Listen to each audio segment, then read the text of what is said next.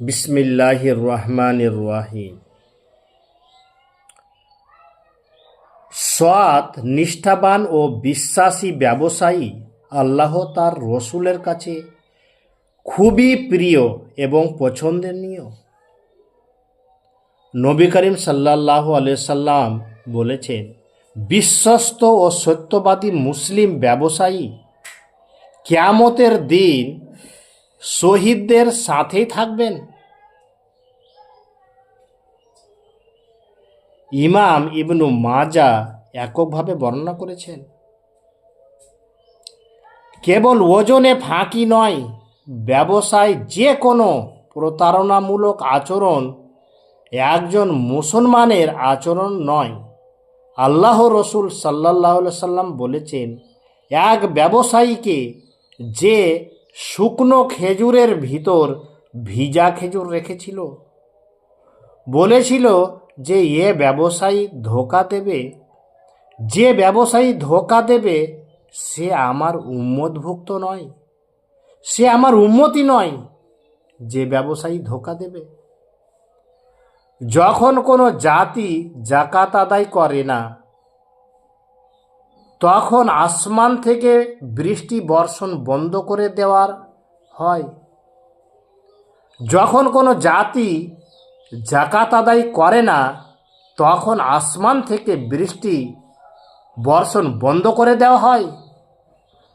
যদি ভূপৃষ্ঠে চতুষ্পদ জন্তু ও নির্বাক প্রাণী না থাকত, তাহলে আর কখনোই বৃষ্টি হতো না।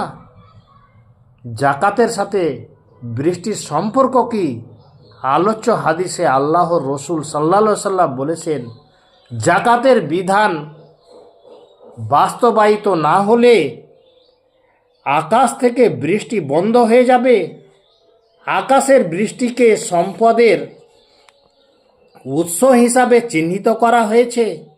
আকাশে মেঘ উদ্ভাসিত হলে চাষিদের মন উৎফুল্ল হয়ে ওঠে। মানব সভ্যতার ইতিহাসে এটা পুরাতন কথা। মানুষকে আল্লাহ তাআলা যে সম্পদ দান করেন তা হলো আল্লাহর নিয়ামত। এই নিয়ামতের শুকরিয়া আদায় না হলে আল্লাহ এই নিয়ামত কেড়ে নেবেন। আকাশের রহমতের দরজা বন্ধ করে দেবেন। আকাশের বৃষ্টি বন্ধ বাক্যটির রূপক অর্থে ব্যবহার করা হয়েছে।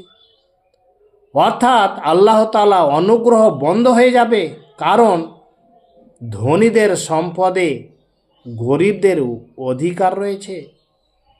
মানুষের মধ্যে অর্থনৈতিক ভারসাম্য রক্ষার জন্য আল্লাহ তাআলা যাকাতের বিধান দিয়েছেন।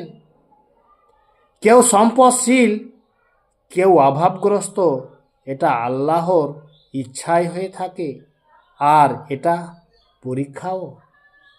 আল্লাহ ধনীদের উদ্দেশ্যে বলেন যে তোমাদের সম্পদে গরিবদেরও অধিকার রয়েছে। এই অধিকার থেকে বঞ্চিত করলে তার শাস্তি হিসাবে আল্লাহ তাআলা বৃষ্টি বন্ধ করে দেবেন, বৃষ্টি বন্ধ করবেন।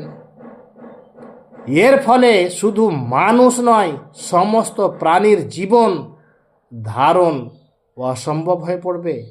সমগ্র প্রাণীকুলের জীবনের কথা চিন্তা করে আল্লাহ তাআলা তার অবাধ্য অকৃতজ্ঞ বান্দাদের অবকাশ দিয়ে রেখেছেন।